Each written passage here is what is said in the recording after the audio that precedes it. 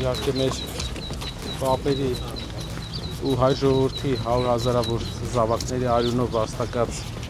ընդհանրապես համաշխարհային պատմության համար ամենակարևոր նշանակություն ունեցող հաղթանակը պետք է արժևորենք։ Սա կարևոր մեր ազգի համար նշանակություն ունի նաև նրանով, որ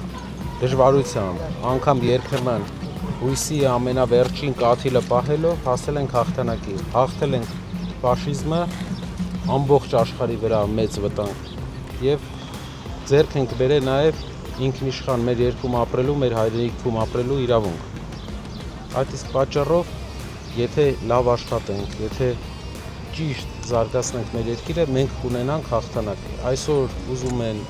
հայ եւ հաղթանակը բառը իրարից հեռացնել։ Մենք շատ ենք արդեն ենթագիտակցորեն մեր մեջ ուզում են նստեցնել, որ մենք չենք կարող ունենալ հաղթանակ։ Ինչու չենք կարող, կարող ենք։